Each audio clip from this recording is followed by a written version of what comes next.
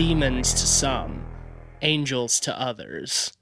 We are the pod people, and we have such sights to show you.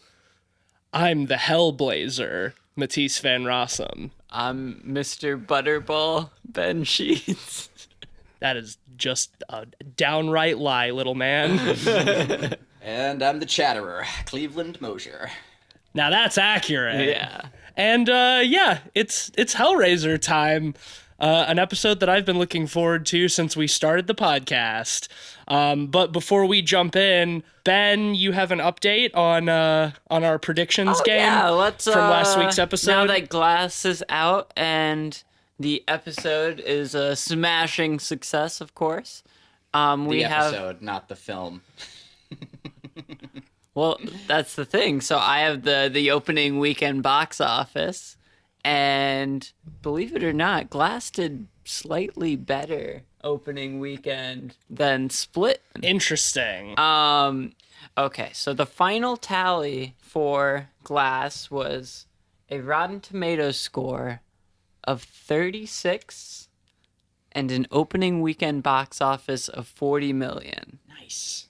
Tisu said it would get a 65 on Rotten Tomatoes. I said 47, and you said 45. Yeah, should have gone lower. So Cleveland, you won the Rotten Tomatoes score. Hell yeah. And right on the money, you guessed 40 million No for box shit! office. No shit! You Oh, fuck! were right on the money Damn! for that. Killed Who it. thought, man? All right. So 2 for 2. Starting out strong. Start. Shit. Yeah, so we got that going for us. We'll see how it goes in a week or two with Velvet Buzzsaw. All right. Well, with that, let's get into the hell raising. Yes. Well, I'll let you introduce the movie Okay. a little bit since it was your choice. Totally. Hellraiser is the 1987 film written and directed by Clive Barker, based on the novella also written by Clive Barker, The Hellbound Heart. It has spawned 9 or 10 sequels, the most recent of which came out last year. Many of which are Clive barking up the wrong tree. Yeah. If you ask me. Well, this is the only one that Clive Barker had anything to do with. I think he might have written some of the second one. Yeah, it's funny because the sequels are definitely a masochistic exercise. Which, They quickly fits the become theme so. of the series very well, albeit pretty unintentionally. But it's about a family who moves back into the husband's childhood home, I believe, and they discover that his sort of degenerate brother has been living there and has gotten sucked into a dimension of pain and pleasure from which he must escape by consuming the flesh and blood and stuff of people to add skin to his bones. And really strong and dry. yeah, very, very strong and dry, and he spends most of the movie extremely wet. And I love this movie. This is one of my favorite horror movies of all time. Cleveland, this was your first time seeing it, yeah? Damn Skippy. Damn Skippy. I would like to know some of your just general thoughts off the bat, because I'm jealous because you got to experience Hellraiser for the first time. Yeah. Which is something that I wish I could go back and do, because it's a fucking awesome movie. So it's always been very high on my list, but we all have one of those the lists that Oh, yeah. just things get buried. Mine's on. List of enormous. shame. Yeah. And yeah, definitely list of shame. I have and a huge list of shame. Yeah, I've always heard that I would enjoy it, that it would be good. And I feel like I watched this film just at the perfect time in my life too. We're working on a horror game. I'm more into horror and cinema than ever before. I've got such a backlog of favorites that mirror this film, with, the Thing and whatnot. I go crazy for practical effects, and this movie is rich with it. And short answer, holy shit, I loved it. Oh my god, it was so good. Like, so good. So, what were you expecting when you went in? Because I know that the general shape of this movie defied a lot of your expectations based on just what you knew about the movie before going in. Why don't you talk a little bit about what you thought it was going to be and how it was not that? In a good way, I think. Yeah, almost exclusively. I was not expecting it to be that well written. All the characters are well motivated, believable in their actions, and the world is so tight. And not just the spooky, cool Hellraiser-y stuff, which we see very little of their realm, but the natural world in which the majority of the story takes place in the house. Very believable. The film was so cohesive. You could tell that it was directed by the same person who wrote the story. Yeah, and that can often make a huge impact on cohesion, and trueness to form. Like the film is very clear in its vision, and man, is it a fucking awesome vision.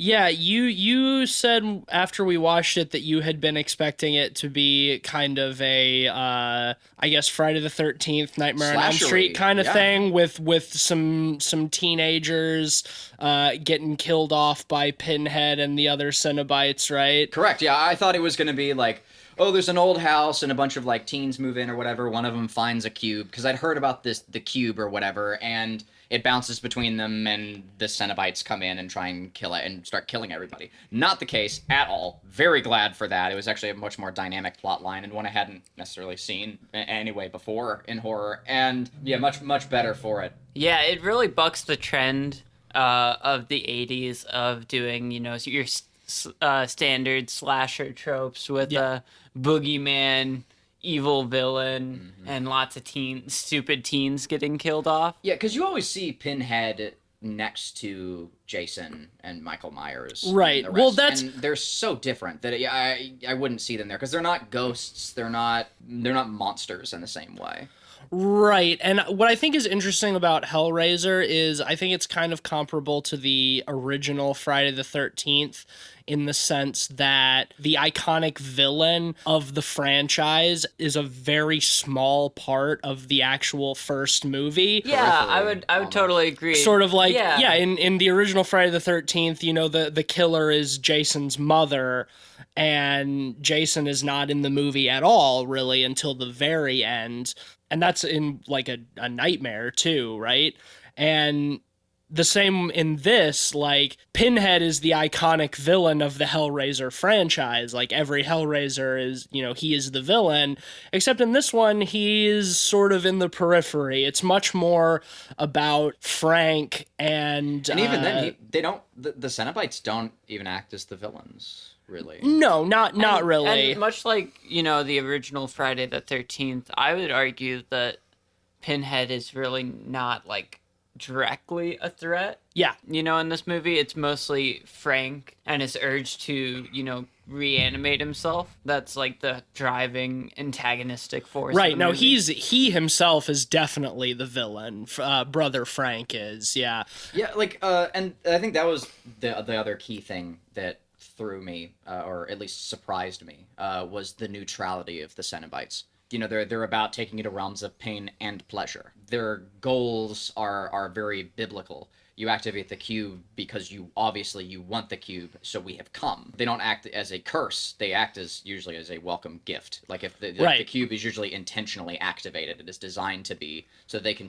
It's a puzzle box. If you solve the puzzle box, you open the door, the Cenobites come, and they take you to a nightmare BDSM torture realm where pain and pleasure are indistinguishable from one another. Right, and generally, the people who activate the box, it is sort of assumed in the world building, do it willingly. Like they want to go there and get in that sweet. It's the first thing we see in the movie. We see Frank buying the puzzle box from some mysterious man in what looks like Asia or the Middle East. Yeah, it's funny. This movie starts like the exact same way that Gremlins does. True. It kind of does, yeah. No, it is very similar.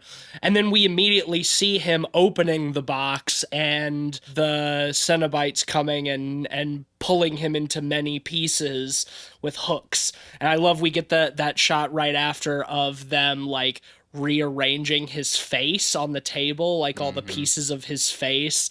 So it sets the bar like really high at the beginning with like, oh my God, what the fuck am I getting into here? And then it like pulls back from that for a long time. Right, and it does such a great job of setting the tone, and I never felt like it overplayed its hand at the beginning either. Like it's such a visceral sequence. I mean, a person just getting like suddenly ripped into another dimension with hooks. Yeah, and you see the Cenobite, like this room with like all these like hanging hooks on the walls and just bits of flesh everywhere.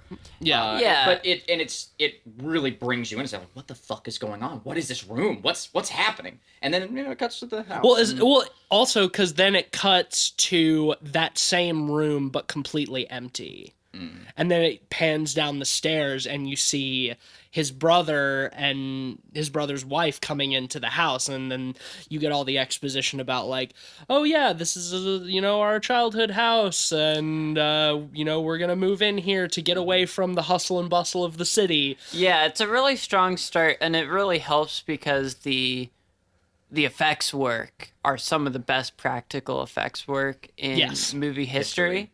They are just fantastic, gore, really visceral, really gross out. Yeah, all live, I would all tangible too. I would say that for me, this is, in terms of practical effects, I would say it's the grossest film I've seen other than The Thing, the original Thing. Yeah. In terms of like the tangibility of those effects, and I would say even more so than The Thing, how much it lingers on a lot of the gore and stuff, and gives you time to just absorb and appreciate the work that went into the effects. And it's gross, like I was fucking munching on popcorn while we were watching this movie, and there are a couple of times where I'm like eating popcorn and like really nasty things are happening. I'm just like, I'm kind of losing my appetite a little bit. And I think that speaks really well for a movie. To say something for me, if like I got hungry, I was like, oh, yeah, this is so well done. It's yeah, such you were a cool effect. you were eating pizza too with red sauce and everything. Gooey And pizza, and it was delicious. I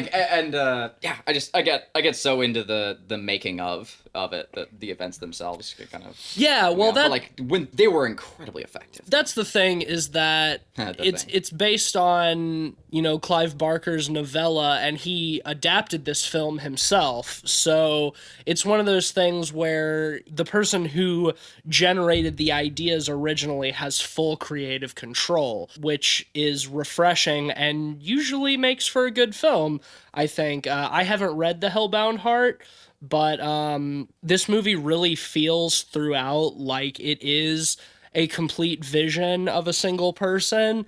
It doesn't feel like there was a lot of conflicting stuff getting in the way, and I think that's part of what makes it so tight. Yeah, and I think a lot of its shortcomings are definitely carried by the strength of its effect. I slightly disagree with the tightness of the story. I do think there's a main character shift almost in the second half of the movie that I don't love, but I don't mind it too terribly much because the effects again are so strong that it makes me forgive it more. I found it to feel less structured in that shift, but I did feel it was organic. The progression of events made sense to me well enough. And I think it's necessary too. I'm not quite sure what the alternative would be. Yeah, what the alternative would be. There is definitely like a shift in the main characters, because in the first half, the main character is very much Julie, the wife of Frank's brother, and we learn that like she had been having an affair with Frank before, and then once the brother like cuts himself in that room upstairs, and it sort of reanimates Frank as a muscle man. The blood brought Which, back. speaking of which, we'll get into that, because Okay. I think that sequence in itself deserves talking about. Yeah. But I just want to address the character shift that we're talking about. But Frank convinces Julie that he has to, or is it Julia? It's Julia, sorry. Convinces Julia that the way to make him whole again is the blood. The blood brought him back, so more blood will put more flesh on his bones and eventually skin, and then he'll be back to normal and they can run away together. And Frank is very much this sadomasochistic scumbag, but I guess is the best dick that she's ever had in her life, because man, she'll do anything for him, right? But then at a certain point, like, yeah, she is doing his bidding, so at that point we need a new main character because she's fully on the side of the villain. So at that point we have to shift perspectives to somebody else in order for there to not just be an ending when she does fully revive Frank, and that's the end of it. Sure, I don't disagree that it's not necessary. I just don't think her storyline is nearly as compelling as the Frank story. You know what? Yeah. You know what? I'll even agree with you. I didn't see it as a huge problem with the film, but I do think that the answer is not to not have a shift or whatever else, but just to have a small sequence or some sort of interaction with the daughter that gives her a bit of originality, and a bit of her own characterization. So she's not just daughter protagonist. Yeah, and I think like the Frank stuff is so strong. That whole storyline is really compelling. That the Kirsty storyline, Kirsty, her storyline is not quite as compelling. You get some nice set pieces. For example, the one at the hospital is great with her, which I'm sure we'll get into a little bit more. But as a whole, I think she's less compelling. Yeah, that whole storyline is a little weaker. I think like it's solid. Like her storyline is solid. It's just that it's just held up next to Frank and Julia and and even the husband. Like he's a pretty believable and quirky cock of a character, and I did enjoy like how he was portrayed as well. Yeah, so just next to those other characters, I think it's. I mean, maybe her arc isn't as interesting, but I think she feels developed and like she exists in the world. That's true. Like she is sort of a grounding presence in the movie. Yeah, very much so, because we see her early on and we know that she has this animosity with Julia, who obviously is not her mother, you know, but she's married to her dad, so she sort of has to be supportive for him. And you get the sense that she does care very much for her dad, and her dad is living in this house where, unbeknownst to him, these horrible arcane murder rituals are happening. So, you know, it makes, I think it works to have her, you know, sort of be that grounding force, even though she doesn't like Julia, that, you know, she's constantly checking in on her dad to make sure everything's fine with him, and that's what ends up with her getting sucked into the horror. Sure, I mean, as a tertiary point to the Frank story, it works. However, the stuff on her own, for example, with the creepy homeless guy that kept appearing, it kind of feels unnecessary, you know? Like, it's not bad, like... It has very strange payoff at the end. Yes, and but it does. But at least it does have payoff. When we got the whole scene where she's working at the pet store and the homeless guy is just eating all... Comes in and eats the crickets. I don't either. I think it's just weird enough. Like, that sequence is fine. I think the payoff for it is what makes that scene weird. Like, yes, I mean it's a fun scene in itself, but it has no real narrative purpose. Yeah, I would say. I will say, yeah, like the homeless guy does feel a little bit like except forced. I think all it does is it sort of starts wearing away at Kirsty's psyche a little bit to make her more susceptible to the spooky stuff that starts happening after. Like, it's not a particularly important scene, but I think it makes more sense to have Kirsty kind of attuned to weird things happening around her rather than just being thrown into it and then blindly accepting that. Because, you know, after that scene we have her going back to her house with the dude, and she has the nightmare about her dad dying, and she calls her dad in the middle of the night, like, I had a bad dream that you died, like, I have to make sure that you're okay. So I think I think it works to sort of ease that stuff in. I agree it's not as compelling as the arc with Julia and Frank. That is the heart of the film, and it's the most important part and the most interesting part for sure.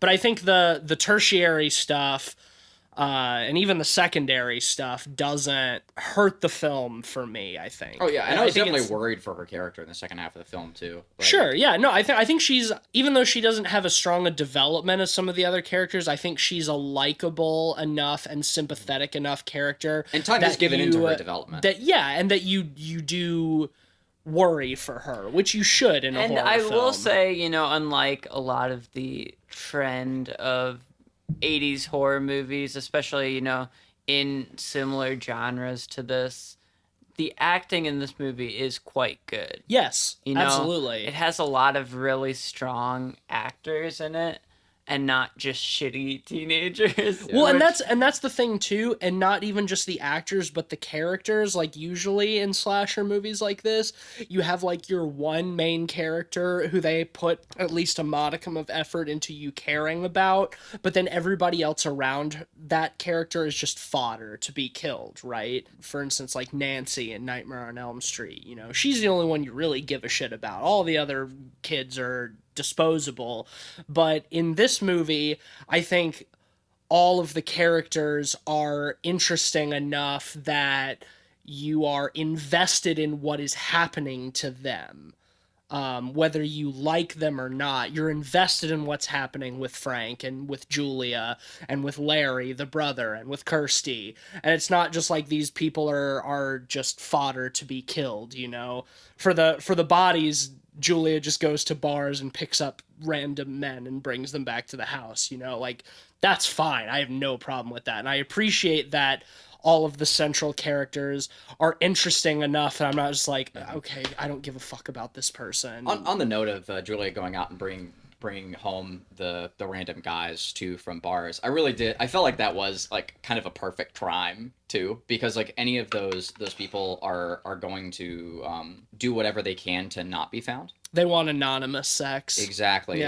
So she's able to just like snag whoever, and I that was neat. That was a cool the events surrounding the house, like even though like the dad is wholly unaware of all these murders going on, like you believe that he is, and that you feel like you might be too in that situation. Totally. And like you said earlier, like he's such just a believably like sort of useless, pathetic cuck. But still likable. But also still likable, because it's like you can tell he's trying. Yeah. Like he's a good guy. He's a good guy, and he's completely useless. Yeah. And it's cool too, because like the movie doesn't do it in a way where it tries to sell like the good guy mentality, like because just Julia's a miserable person. Oh, she like, absolutely is. That's what the answer is. Like really, he's a nice guy getting cucked. He's not like, it's not a flaw to his character. Like it's a flaw to Julia. Yeah. And that was cool. Like that was no, yeah. It is great, and that's part of the reason that I like Kirsty so much, is because she's close with her dad.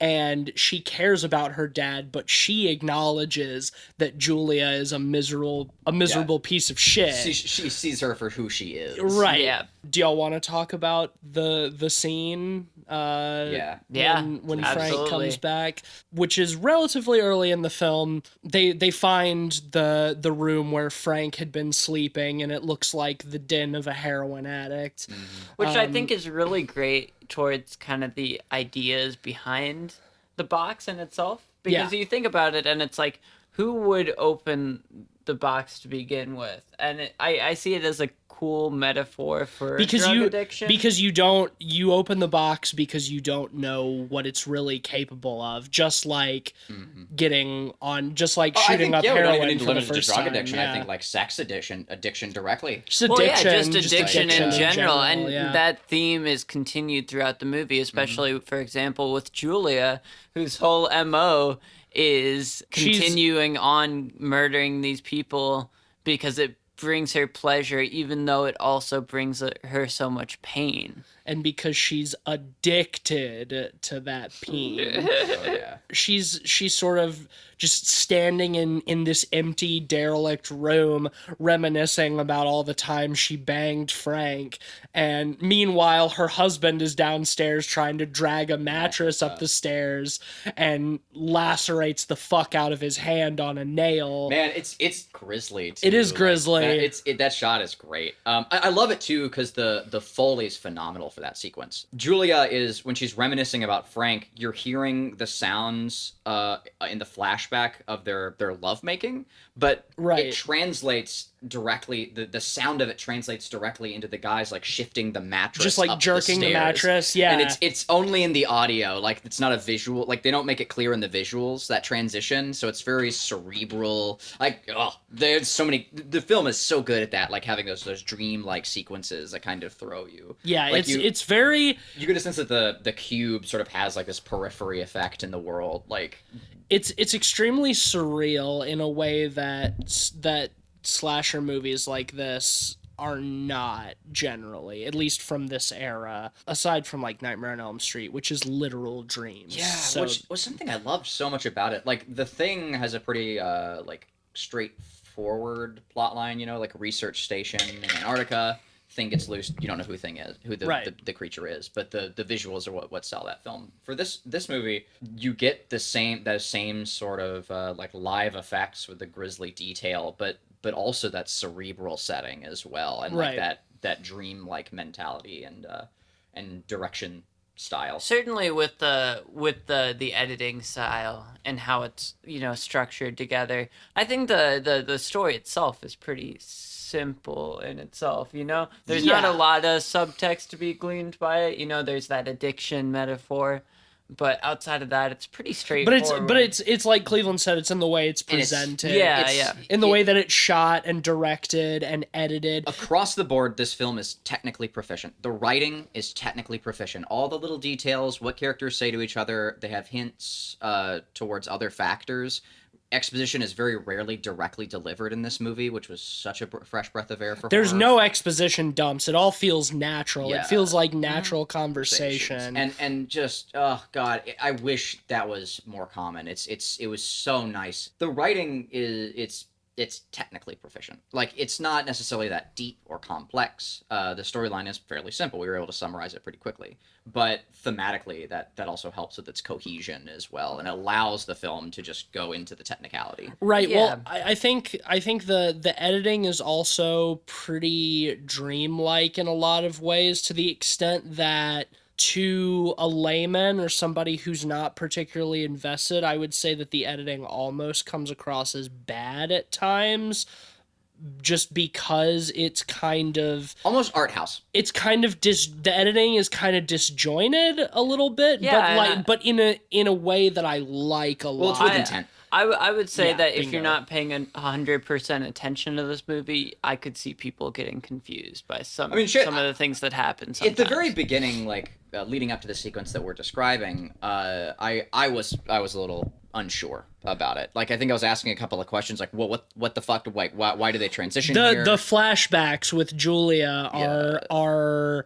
They're abrupt. They're intercut in a way that the only thing that tells you that's a flashback really is that she has a different hairstyle and they're in a different location. She looks very much the same outside of slightly different hairstyle. They don't use any filters or hardly anything to show like those transitions between flashbacks. But I kind of loved that too, because it makes the house sort of feel eternal. Yes. Like, and there's a timelessness to it, and it does enhance the dreamlike quality of it. I agree. And that's to my point, is that if you don't really know what to expect and you come into, you're like, oh, that's jarring, that's weird, is that a mistake?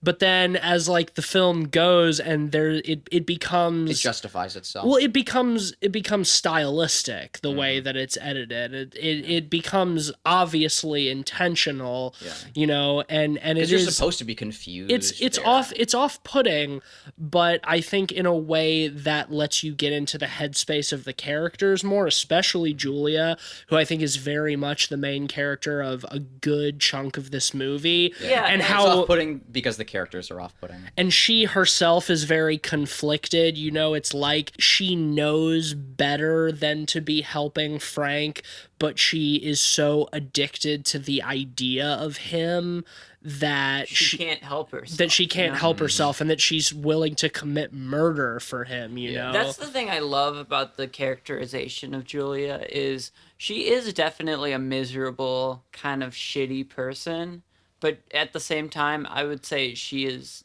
quite sympathetic for a lot of the movie, you know, a good chunk of the movie.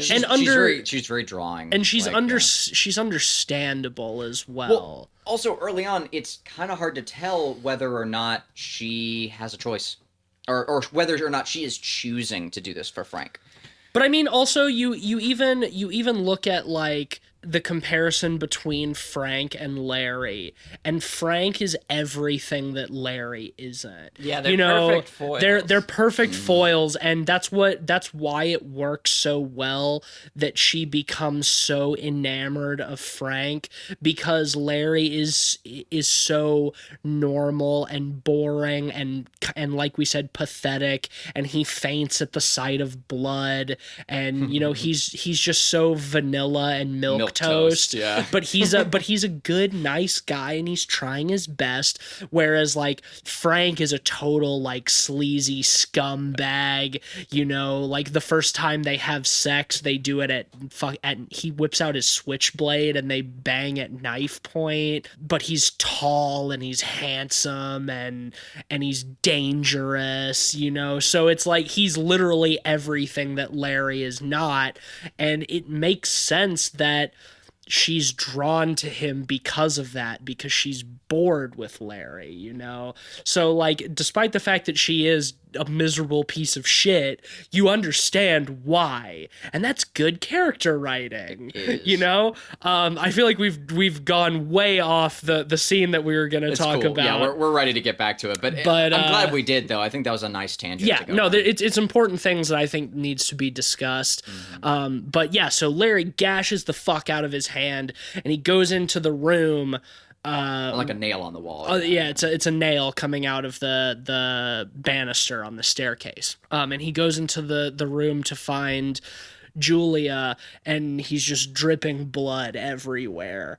And as soon as they leave to go take him to the hospital, and he's being just such a poos. Well, he is. Yeah, he's like, I'm gonna pass out. I'm gonna faint. You know me and blood. She's like, no, you're not. Like, let's get Kirsty to drive you to the hospital. This needs stitches.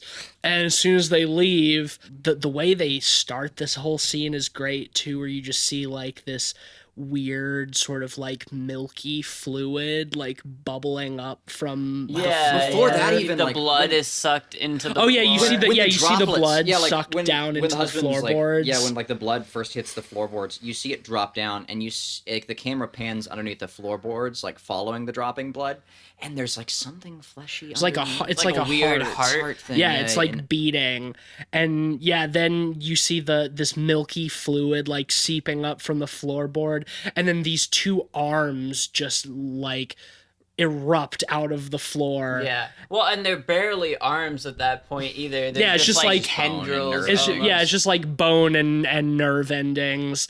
And you get this really protracted scene of Frank like sort of coming back together, and like the nerves and muscles like growing in just on his bones. Up from the blood. Yeah, you get these like oh, go ahead. Yeah, the all the bones and blood like just like kind of cohese together, and it just becomes. It looks like time lapse footage of like fungus growing and shit like there's that. All these extended like reverse shots where you see things start to form and get more weight to them. Yeah. And I think it's so cool, especially, you know, early on, Frank's form looks so alien. Right. You know? Well, yeah, because you like the first thing you get is the arms, and then it's got like a spine with like a couple of ribs, and you see the head forming on its own on the floor, and the spine is sort of like moving around. It's got these little tendrils coming off of it, and it bends down to connect with the skull. And this scene goes on for like 5 minutes, and it's disgusting. And I think the first time you really, really feel that it's human is when you see the spine connect to the brain. Yeah. Because you see, the texture of the brain, and it's so evocative that you're like, oh, this is what's happening here. And I love, yeah, exactly. Like, you see the brain forming, and because at first you're absolutely right. It does look very alien. You're like, what the fuck is this thing? But then it gradually starts to take human form. And when I love the way the scene ends too, because when the neck and the spine reconnect with the head, and it just rears back and screams. Like, that is such like a perfect way to end that, because that's when you fully see that like it's a human shape forming, and that process is probably not very comfortable for that man. Mm-hmm. Like, it's like a birthing scream. It's so visceral and just nasty. I love that scene so much. It's one of my favorite scenes in horror in general, I think. Yeah, it's just incredibly effective. And just so surprisingly effective too. Like with live puppetry, like rarely can you afford to hang the camera on those shots for so long. And the you flesh is so convincing. You can tell it's a lot of like like Ben was saying, like reverse shots and stuff, where they probably had something that they were melting off camera with like a torch or something, and it was disintegrating, and then run the film in reverse to make it build itself. And it's so well done, and I think that it's aged really well. Like, you can obviously tell that it's like it's an effect, but at least you could touch it. Exactly in the same way that like in the same way with the effects in The Thing, it's tangible, and you can tell how much work went into it. I was looking at it on IMDb, and like the makeup and special effects team for this movie was like 15 people. Unsurprisingly. Yeah, I mean, like, I can't imagine how long the actor who played Frank had to sit in the makeup chair every day they shot. That's great too. Like, when you finally see him resurrected for the first time, when Julia first discovers him in the room, and he can't even walk, he's dragging himself across the floor, and he's just like bones and nerve endings and like fat. It looks like he's really gross. He looks like a fucking ghoul. It looks like the Crypt Keeper. It's cool too, because like you can tell in the acting is great. Like the voice acting is awesome too for him, because you can tell that like he's in pain, but he's also just come back from a hell dimension, so there's a jaded quality to his voice. And there's a relief to it as well. It's almost comical, like if it wasn't for the circumstances. And I just, Julia, you gotta help me out. Like, I know, and also he's just like, don't look at me. Yeah.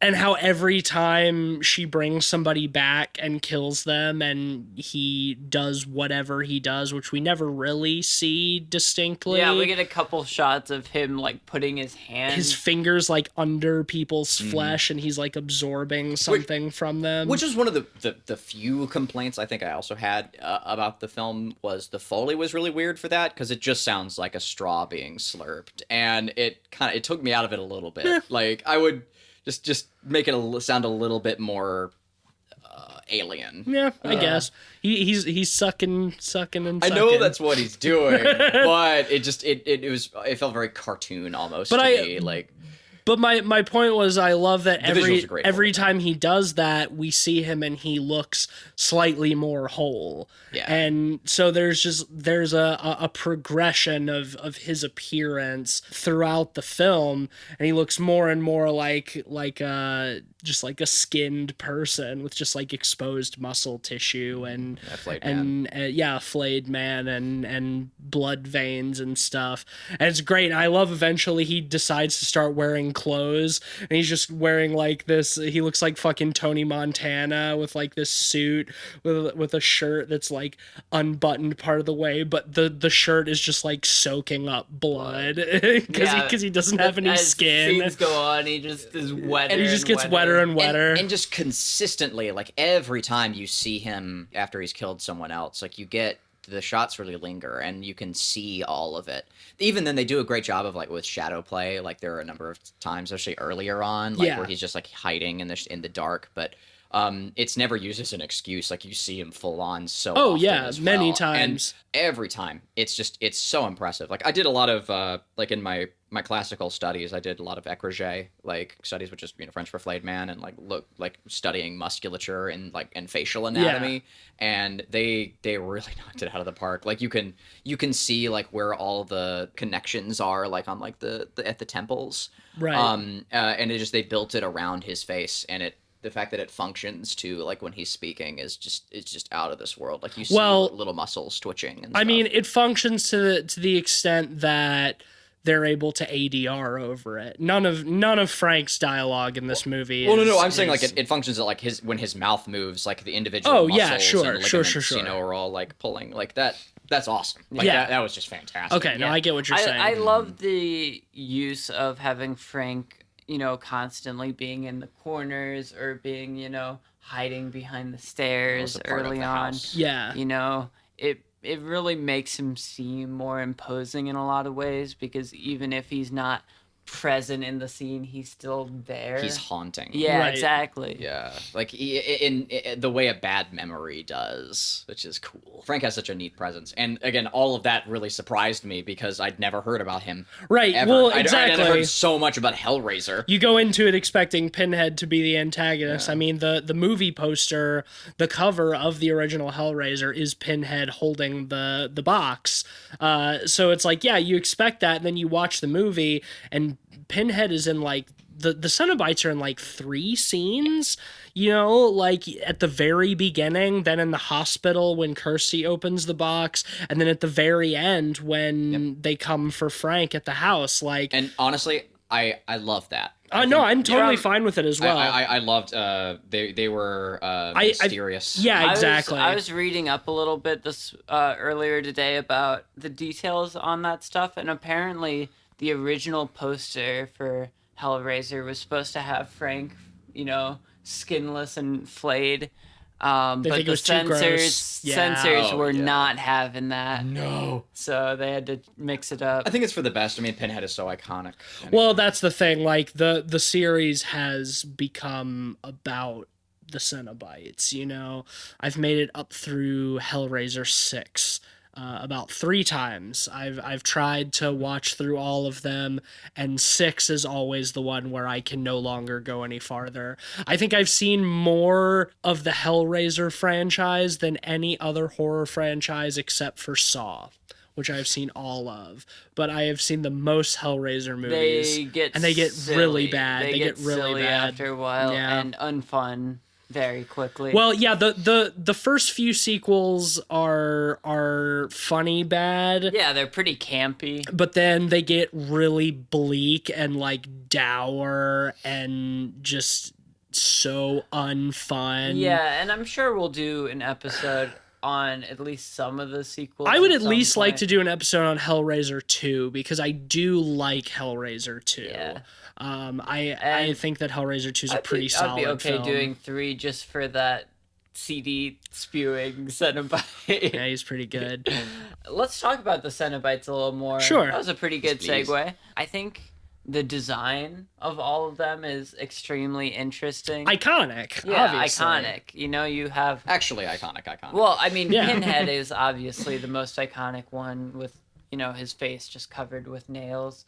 But the other ones... Pins? No, they're nails. They're nails. Actually, they are nails. Yeah. And the other ones, in my opinion, aren't quite as imposing. They're still iconic in a lot of ways, but like, for example, you have Butterball. The Butterball is the funniest looking because he just looks like a thumb wearing sunglasses. Cool glasses, I think the Chatterer is pretty creepy. Yeah, like the Chatterer gives me hardcore Silent Hill vibes. Yeah. I think that one's really well done. because like the flesh face. Yeah. You have the lady. The credited as Cenobite. female Cenobite. They Which is all have unfortunate. names except for her. Like like why is she just female? She's the Cenobite? only. She's That's the such a only. bummer. I know she's the only one other Great than. design, great character, but Yeah. She's the only I one bet other the than original Pinhead who name has was, lines. Like, the original name was like Vag Neck or something like that. Yeah, it's a shame because she's the only one other than Pinhead who has lines, who actually speaks. Right. So it's like you'd think they would give her a name. Yeah. Maybe her original name was like Clitobite. Clitobite. But I mean, also, like, nowhere in the series, as far as I know, at least the ones that I've seen, are any of the Cenobites named on camera. well, they shouldn't be. I Like, mean, it makes more no. sense. Well, and outside of Pinhead, I would say most of the other Cenobites are really a rotating cast of characters. I mean, I think the four main ones that are established in Hellraiser. But you get a lot of new introductions. You get new ones and, throughout like, the series. The Yes. other ones become more central. But these central four that are established in this one are in most of the sequels. Yeah, they're that I've pretty seen. consistently in them, but they're rotating in like how much screen time they get versus Sure, new ones and sure. whatnot. I mean, it's all about Pinhead for the most part. An underrated aspect of Pinhead's design that I don't think anybody talks about enough is his flayed nipples. Y'all notice that? He's just got flayed nipples, and nobody talks about it, and it's really good, I think. Also, Doug Bradley is amazing as Pinhead. He's really iconic. He's, I would say, equally important to making the Pinhead character iconic as Robert Englund is for Freddy Krueger. Yeah, it's really interesting because I find Doug Bradley's portrayal of Pinhead particularly very imposing. Yes. Which is interesting because I don't think the Cenobites in this movie are particularly imposing. So there's a weird butting of heads with that, but it works for the most part. I think in so this because movie. I really liked, again, like the Cenobites weren't as imposing as I thought they were going to be. Like, and I liked that about them. Yeah, I agree, and I think Doug Bradley brings such an imposing force. Well, to I the think what's character. especially in this movie, what is so imposing about the Cenobites is the implied threat. They don't do very much in this movie, but I think that is honestly to their credit because you get the impression that the reason that they aren't more dangerous, I guess, at least to these people, is that they can't be bothered to be. Oh yeah, that they're above it, you know, that they're above the games that mortals play, you know. Like they only show up when the box is open. Yeah, they really feel like ascended beings. Yes. Like as you described them, they are BDSM angels. Yeah, and I think it's cool because you get the vibe that like potentially some of the Cenobites might have at one point just been people who were whisked away and just through like almost like just flesh horrible training. That is exactly what happened Cenobites. to the Cenobites. Really? Yeah, Oh, cool you beans. nailed it. Yeah, well, clearly the world building's effective. Like I was Yeah. able to guess that or kind of infer that, and that's awesome. Like that's really cool to me. Like the idea of them whisking people away and sort of it's fey. It's very like the whisking them away, like whisking people away and taking them to their realm, and it's just instead of the fairyland, it's BDSM hell, but Right. Or heaven to some, but I really love the mysticism. It's I really neat. have a minor plot point that I want you guys to clarify for me because I was a little confused. So the Cenobites, are like angels of pain. They have superhuman powers on Right. Earth. Why were they not able to find Frank on their own? Why did they need the help of Kirsty to guide them? Because until she told him that she told them that he had escaped, they didn't even know, which gives the implication that they're presiding over a vast realm of pain, and that they didn't even realize that Frank was gone because they have exactly, like he slipped under their nose, and so that's why when she tells Pinhead that Frank escaped, he's just like, impossible. People don't escape. Yeah. Right, exactly. And I think that's what makes them scarier too, is it ties back into what I was saying, is that this is all like below them. It's beneath them. Yeah, I definitely agree with that. And I think it's an interesting point to make. But they are limited in what they can do in our realm by the box. That's true. That's probably the biggest reason. And that's a good narrative reason, or enough narrative reason. Right. Well, I mean, she, in the final scene when the house is coming down and the Cenobites show up and take Frank, which is an excellently gross and visceral scene. Yeah, it kind of wraps it all together with the opening scene. Right. In a lot of they ways. do the same thing in a lot of ways. They hook him and just pull him apart. But this time it doesn't cut away. Right. This time we see all of it. But that's why Kirsty is able to banish them with the box, because she has the box. And that's what keeps them from taking her, which I know you said is you think it's a little bit anticlimactic and you think downplays the threat of them. It's very campy how they do it with the, drawn on effects. I loved it. I like it too. I think it's kind of charming. Yeah. It is kind of anticlimactic just because, I was hoping for a little more ambiguity with Kirsty's story after she opened the box, I almost felt like it should have been more of a Pandora's box type of thing where once it has been opened, it can't be really closed. And it wrapped up a little too cleanly in that respect, at least with this one. Well, I think usually it can't be closed, but she made a deal with them. I don't know. Well, no, the box can be closed. I mean, we see the ways that it shifts and becomes different shapes, and she banishes each one of the Cenobites by closing a piece of it. If the box can't be closed when it's open, then there's no tension. Right. Once the box has been opened. And also, I mean, it makes the box important also to the Cenobites, because the box is their tie to the real world, and the only way that they are able to access the real world is through somebody opening the box. So it would make sense that by closing the box, that also closes the door that allows them access to the real world. And also because I think it needs to be something like that, because they are sort of all-powerful, and there wouldn't really be a way to defeat them otherwise. They can't be killed. They can't die. You have to seal them out. Yeah. And I think too that they kind of let themselves be sealed. Yeah, I think they just don't give a shit. I think that's really it. I got the vibe, like you see like Chatterbox like kind of going for her, and he's going really slowly, but you get the impression like he's kind of fucking around. Like you get the vibe he's just like he's like playing with his food, and he doesn't really care that he. It's very much what the It's very much what the Cenobites do. Is they're just kind of indifferent, because they're not there to like their purpose isn't to be Jason and to like to kill the person. It's to like torture and play and kind of dick around and stuff. Right. And because they're like Fae, and that's cool to me. After all, the best way to combat addiction is to store it all away in a tiny box. That's right. Just never let it out. Just stuff that shit down and put it away. No, I just felt it was a little anticlimactic, and maybe it's just because it wasn't given quite as much screen time as I was hoping for. Just because it was so quick for her to get rid of them. They never really felt like a threat to her, which, I mean, yes, in a way it does feel like they're playing with her, but at the same time, but also they're not like we said, they're not the primary antagonist of the film. That the it's pacing Frank. was still very effective for the climax, because there's so much of the climax before the Cenobites show up with Frank.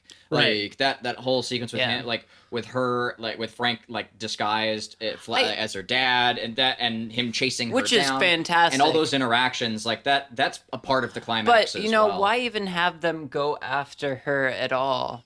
Well, know? they're there for Frank, and they get him, and they try to take her back, but I don't think they particularly care too much. It's like, well, we're already here. Let's fuck around. It's like we're here. We might as well get her while we can, and then she closes the box and seals them out. My only point is, like, I feel like that's kind of a shoehorn threat.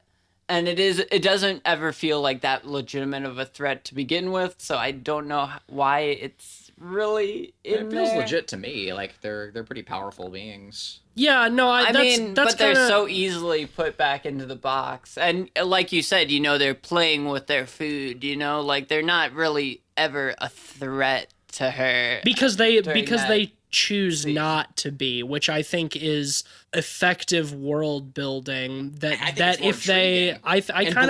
kind of agree. Like, it prevents them from being just like Snidely Whiplash, twiddle their mustache like monster villains, like, and lets them be something that's a little bit more relatable, a little bit more tangible. I feel like we've mentioned Snidely Whiplash on like the last 4 episodes of this podcast. Yeah. He's a iconic character. But I don't know if I agree though, because I think it kind of hits the middle ground between having them be truly a force that's beyond human affairs and are mainly just focused on ensuring the suffering that was entailed, and having them as a truly like Pandora's box. Once it's opened, it can never truly be closed type of thing. I think it's just a different thing though, like a Pandora's box. Like, that could also be effective, but I think that this is, for this film. I feel like they could have done what you were saying, where they were playing, with their prey a little bit more if it gave it a little more time, I suppose. Yeah, but like giving more time to the Cenobites can take away like some of their mystery, like their allure. Yeah, I think this way their neutrality is maintained, but also still like their. But I think you do take away from the allure with the screen time you give them, because they don't feel like a threat. Like almost every one of them but one are just banished super easily by closing the box, and the other one, Butterball, just gets crushed by the floor falling on top of him. Yeah, but like in the scene beforehand, like they with like a snap of their fingers, they rip someone to shreds, like in the room. Yeah, and we that's see why what they're capable and then, like, of. Whisk them into another dimension. Like, we see their power. Yeah, we see what they're capable of. Like, they can like step in and out. Yeah, and that's why it undercuts it with the way the ending is right now, because I feel like it undercuts the mysticism and the otherworldly power, because they feel very beatable with the ending scene in a way. I think because they let themselves. That's what it feels like to me, because we see their power, we see what they're capable of, and if they wanted to take Kirsty, if they really wanted to take Kirsty, they would. And they could. They get caught up toying with her, and it gives her time to close the box and banish them. It's their own despondence that gets them banished in the end. Like, I don't think it undercuts what they're capable of.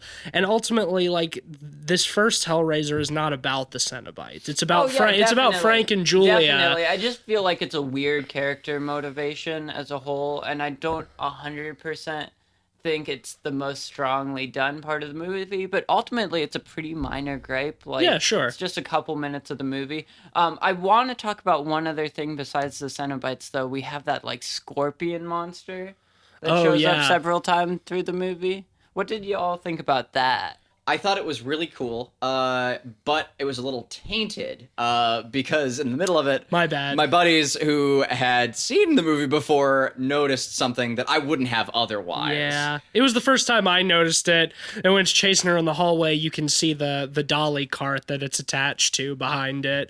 I'm sorry, I shouldn't have pointed that out. It was just because I've seen. No. If you see that, like, you're gonna say it. Like, and also, like, that's the thing. Like, I've seen this movie several times. I've never noticed it before. And then this time I caught it, and I was like, "Ooh, the cart! You can see it." So that was just kind of It is very funny. It was kind of a snap thing. Mm-hmm. Yeah, no, I like love it. I love how it, like, its legs are its arms. Its arms, and it, like, its head is like suspended lower beneath it.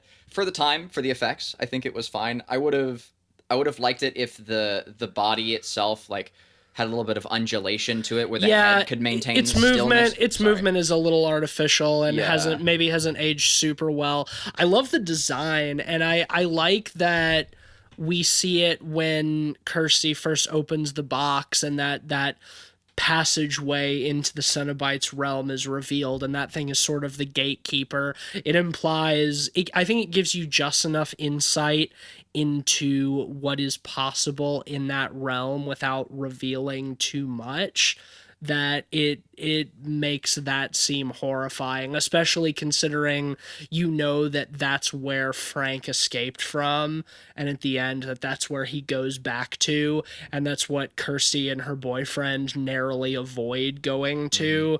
It's like, if that thing is just a gatekeeper, like what really exists? What's after the gate? Yeah, like what exists in that realm? Like, because it does paint like a full picture of what their realm looks like. Yeah. Like you and really makes you want to see more of it. Like I definitely do. And you say that Hellraiser 2 has a big chunk of Hellraiser 2 takes place in the Cenobites realm. I would love to see that. I I would love to see more. I really like the design of that monster.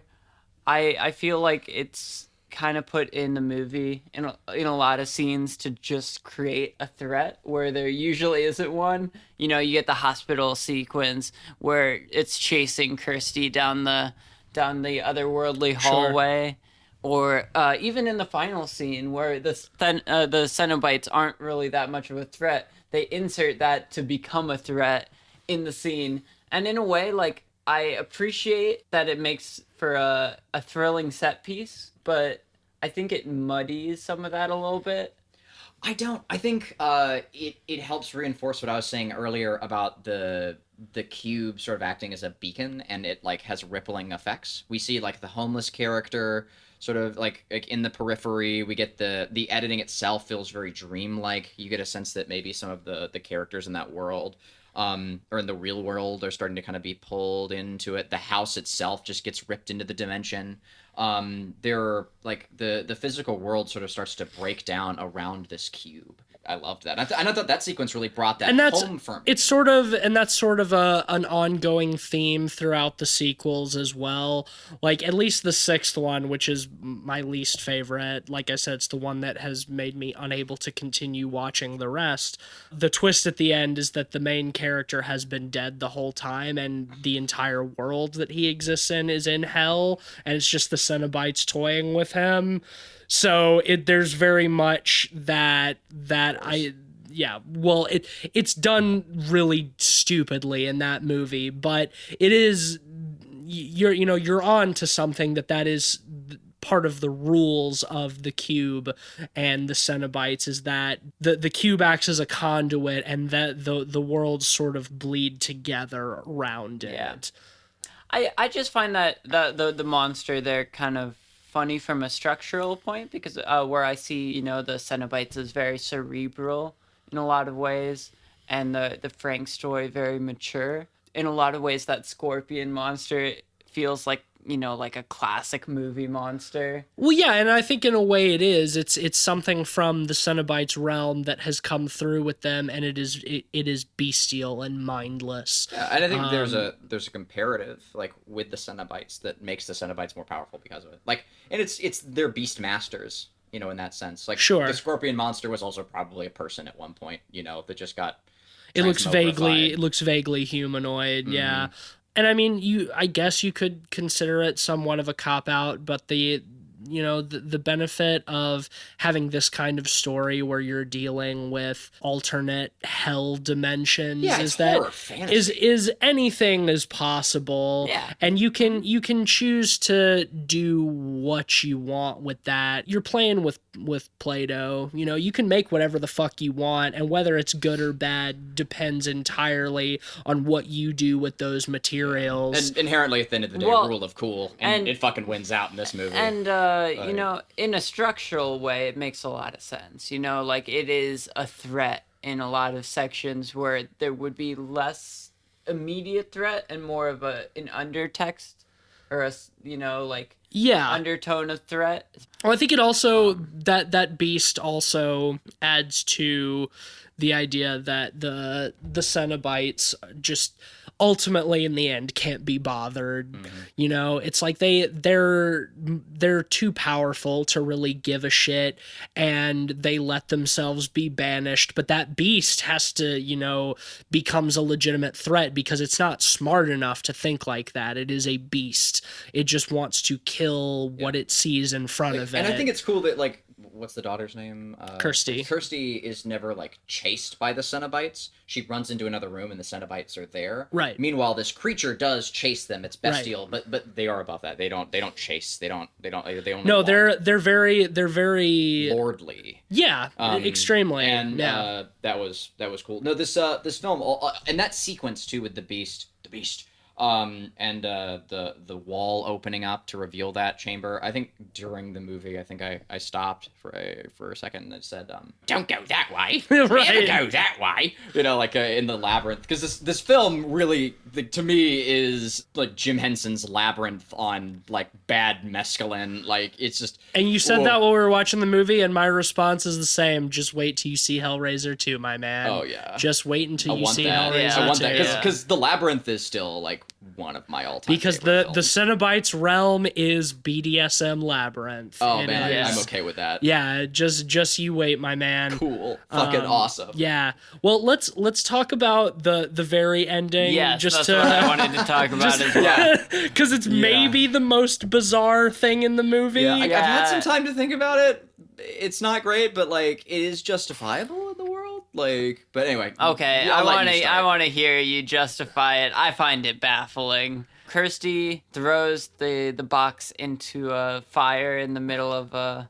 I somewhere. assume it's the lot where her house used to be. See, yeah, it could It didn't be, but seem like it though. it seems like an abandoned lot with a couple of like random fires. Yeah. Yeah, well, it's a lot, and there's some fires, and she throws the box into Yeah. into the But, fire. Yeah, it could have also just been like just in like outer city somewhere, like where like homeless people hang out, like they're just doing some burnings, which I kind of would prefer because it's like the only like poor set design thing in the movie. Like if it is that, which I think is why it's ambiguous. It's like we don't have the budget to do like a It is- dilapidated house. So yeah, we'll just, it is a lot with some fires burning on the lot. And she throws the box into the fire, and the spooky homeless man who we've seen sort of following her a couple of times walks up, picks up the box out of the fire. He himself catches on fire. fully.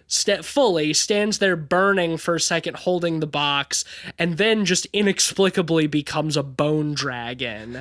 And Just fucking metal. and it's extremely metal, and it flies off into the night shrieking, and then we see the box back on that table. No, in the there's a bazaar. weird transitory shot where, like, their expression with the fire behind them of, what the fuck just happened with that dragon, is in, like, windowed by the box, like, with them inside Yeah, of it, well, and it's it just pans like down. it's just like how the opening credits came out of the box Yeah. at the beginning. I saw that's more an as an art '80s thing. that's an '80s Yeah, thing. that- That's yeah, just like, that it was, That's like, just a them really- trapped in the box. It was like, no. it was just That's an art an transition. '80s thing. But we see the box back on the table in the bazaar Yeah. with the same weird, creepy man selling it to somebody So else. in the world, okay. So first off, yes, and I don't think it's done well. Even with even with the justification I'm about to try and give it, it's so random. It's just like, what, bone dragon? All right. Yes. Yeah. But again, it It's reinforces for me that they're sort of part of like a Fey realm, and that the hobo bone dragon. Hobone Dragon, the Sure. character, is an agent of the Cenobites. Is that Hobo Johnson that these kids have been talking about lately? Is that him? Who? Hobo Johnson? I don't know who that is. Exactly. Okay. Continue. All right. Sorry, forgive me for being an old man. But anyway, this Hobone Dragon character sort of, I think he's almost like an emissary for them. Like he's able to walk in this world. that's the and it's sort of impression his that I job got, to get the too. cube back to wherever it needs to be. Yeah. So he's like a messenger bone dragon man. Yeah, no, that's the impression that I get too. It comes out of nowhere. It's Yeah, just it's not so done left field. well in this movie. Like I said, I agree. Yeah, like it's very left field. It's baffling to say the least. Yeah, but also no, it is baffling. It's a good way to describe it. Like, you can, I think, in the world create a justification for it. It doesn't change the fact that it comes completely out of left field and is incredibly strange and weird.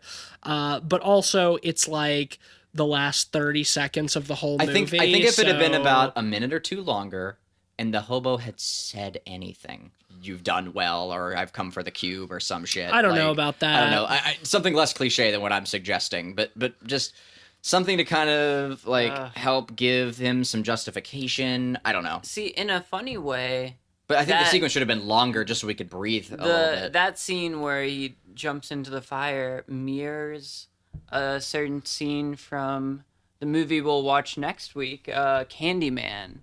There's a scene that has a lot of connections to that. So I'm going to save too much information on that until next week. But sure.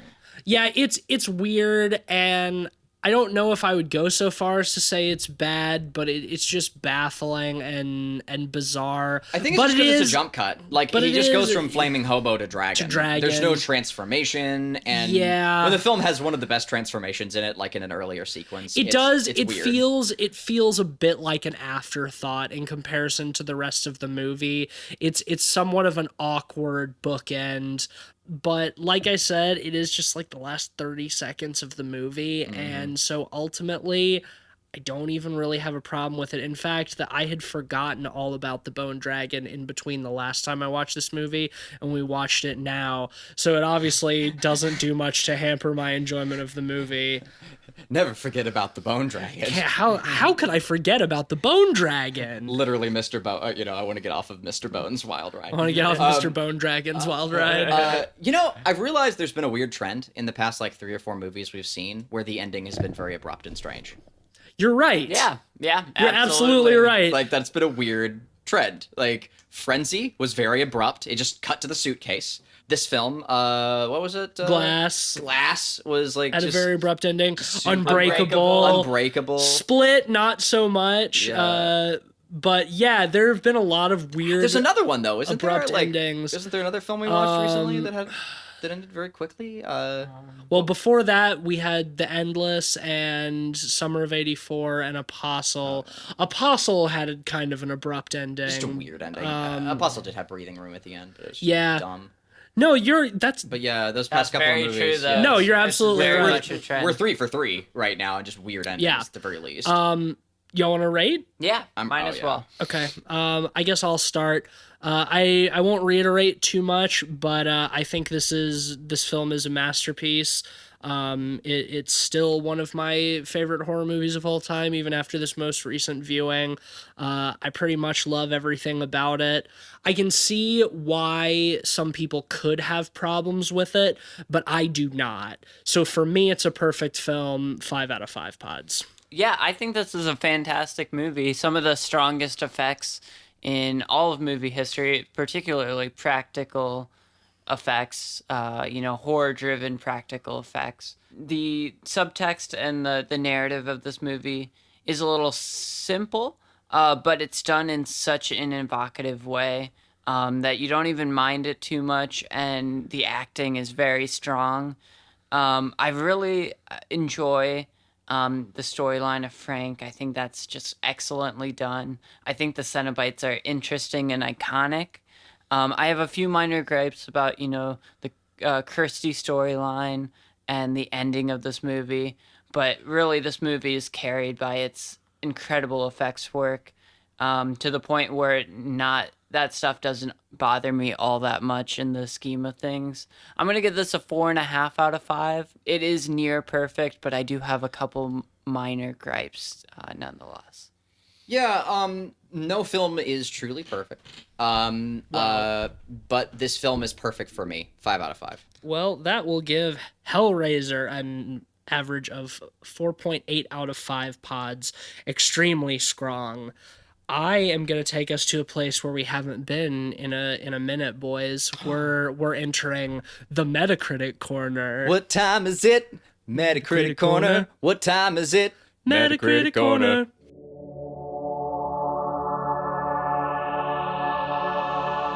You freaking bricks! When will you learn? When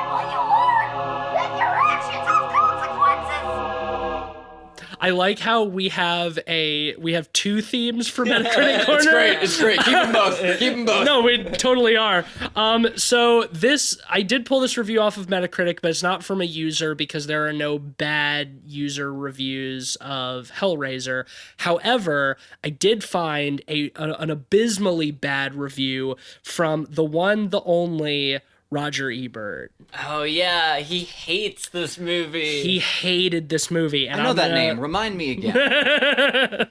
Okay, so this review was written on September 18th, or was published on September 18th, 1987. And it starts with a blurb from Stephen King.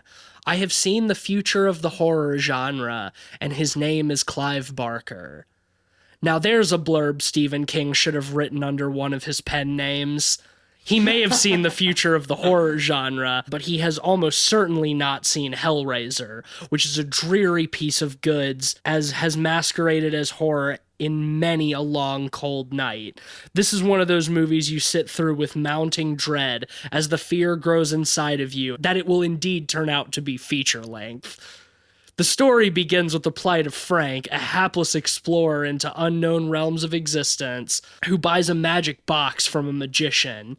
After the sides of the box are manipulated just so, Frank is hurtled into the sphere of the Cenoboys, strange creatures who introduce him to unbearable pleasure and unspeakable pain. Then Frank apparently is reduced to some kind of residue in the flooring of an old house.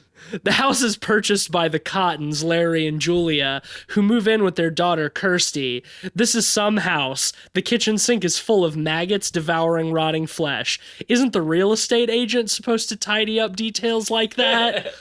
But the Cottons buy the house anyway, maybe because there is no love in their marriage, and so this cheerless house seems like the ideal venue for decades of silent suffering and wordless blame. They weren't just like buying it. I know. He obviously wasn't paying attention. Yeah. Roger. Then Larry cuts himself and his blood soaks into the floorboards, awakening the creature that awaits there. The creature turns out to be his brother, who once had an affair with Julia and hopes to have another just as soon as he can cannibalize enough innocent victims to put flesh back on his bones, which look like the handicraft of a special effects designer, as indeed they are. Frank sends Julia out to singles bars to pick up victims so he can lure them upstairs and kill them, and Frank can suck up their flesh and blood. He gradually fills out into a fairly plump creature, something like page 3 of those transparent plastic body part sheets they used to stitch into high school biology textbooks. Meanwhile, Larry and Kirsty eventually, after a long, long time, realize there is something amiss in the upstairs room. It is not such a large house that a whole room could easily be forgotten, especially when it contains a flesh-devouring incubus, but I have seen the future of implausible plotting, and his name is Clive Barker. Who goes to see movies like this? What do they get out of them? I like good horror movies because I enjoy being surprised, and sometimes even moved. But there are no surprises in Hellraiser, only a dreary series of scenes that repeat each other. Oh, is he saying he expected Bone Dragon? Because no I guess one expects so. Bone Dragon. Roger Ebert expected Bone Dragon. What fun is it watching the movie mark time until the characters discover the obvious? This is a movie without wit, style, or reason, and the true horror is that actors were made to portray and technicians to realize its bankruptcy of imagination. Maybe Stephen King was thinking of a different Clive Barker. Half a star. Damn. Wow. Damn. Fucking... Where's your fucking suspension of disbelief? Like, Savage, Jesus. dude. Yeah. I didn't realize that Roger Ebert hated this movie so much. Yeah, I mean, this movie got pretty mixed reviews by critics. I think on Metacritic it sits at like, what, a 56, yeah. 56, 7. But that's almost solely because of critics and not users. Oh, yeah. I think its user score is something like 88 out of 100.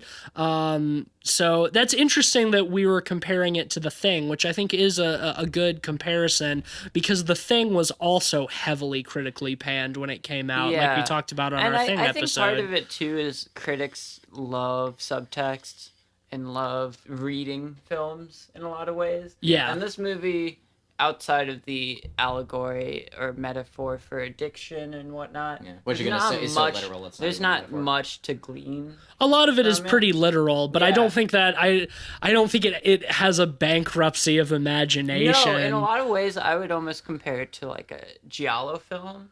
Yeah. Like, I would compare it to like in Argento, where it's more about the experience of watching it than deeper themes or subtext. Sure, absolutely. The story is there, but it's Well, yeah, I mean, it has a specific story that it wants to tell, and it does so, and Yeah, I think there's nothing wrong with I think Hero's it does Journey. it. Yeah. I think it does it interestingly and thoroughly. So obviously, Roger Ebert was wrong. yeah. So eat your heart out in heaven or whatever, Roger, because this is a good ass movie. Or He's in the whatever world. realm, yeah. he's Yeah, in the whatever. realm of pain and The pleasure Cenobite, now. yeah. All right, well, that's the end of Metacritic Corner for this week. What will you learn? That your actions have consequences. I did have one thought What's that? about this film, in closing though, and that's this film also kind of took a little bit away from not that there was much left for me, but it took a little bit away from the like one aspect of the Marvel franchise, which is the Tesseract and like its power. The cube is just such a better plot device than like the Marvel Tesseract thing. Like it's comedically better, and it's like 2 decades. Here's prior. a pitch for you. Crossover Yes. event of the century. Dude, yeah. The I'm here for Is that the, what Avengers Endgame is about? Oh my god, the yes. Tesseract The Cenobites is secretly switched out with the Hellraiser cube. Man, you think you don't feel so good now. You just wait. Wouldn't that be great if Yeah, that's the ending I want. if they defeated Thanos just because they summoned the Cenobites and they ripped him apart with chains? I would be much more excited for that movie than I actually am if that was the case. Yeah, well, that is clicking on something I did want to mention is this movie is super, lauded and classic at this point. Yeah. And after the success of Freddy vs. Jason in the mid-2000s, the studios were hungry for another horror crossover event. So for a while, in Dimension Films, which is purveyor of all of the dirtbag, awful remakes of that mid-2000s era, we talked about one of them with My Bloody Valentine. Yep. They wanted to do a crossover movie called Halloween versus Hellraiser. I'm so glad that didn't happen. Yeah, so my only guess would be like Michael Myers is hunting someone down, and then suddenly he opens the box, and suddenly the Cenobites are hunting him down. Or I mean, something I like can't- that. No, like I said earlier, like the only way for the plot to function, not be good, but to function, would be for it to be a periphery scenario. Like it's centered around this like random Yeah, asshole. I mean that's what they do in Freddy versus Jason. Yeah, exactly. I think I don't know. Conceptually, it could be interesting having Michael Myers be hunted by the Cenobites, just because Michael Myers is already like the shape.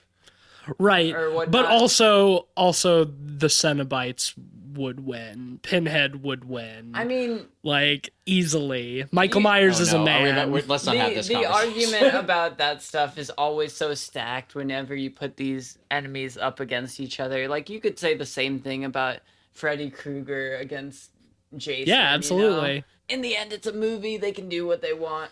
But the thing is, Dimension would obviously have done a terrible job, so I'm glad it didn't happen. Same, dude. Conceptually, I could see something like that working, at least if they went campy with it. That being said, it's not like the legacy of Hellraiser has been handled properly. I mean, or Halloween. or Halloween, yeah. besides the No, new it's inevitable that movies like this always just the franchises just become dirt. Yeah, I mean, for a while, Patrick Lussier, the guy who actually directed My Bloody Valentine, was going to do a remake of Hellraiser. I'm so glad. And he the didn't. concept art for it looks god awful. Yeah, man, Looks bad. maybe one of these days I'll get past Hellraiser 6, but Well, I mean, you could know. just start at 7. Yeah, no, well, if I tried, I would. I'm not going to make myself go through all of those again. I'm not going to rewatch Hellraiser 6 again. I can't. I won't.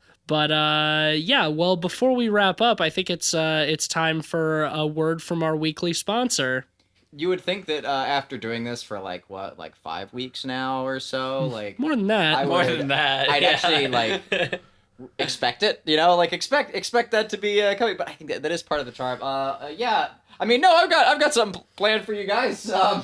Yeah, well... Are you knocking the ad reads this week, Clive? Well, I slipped it under your door. I've been a little behind because, we're still trying to find Clotilda after the last hanging event, The last hanging event?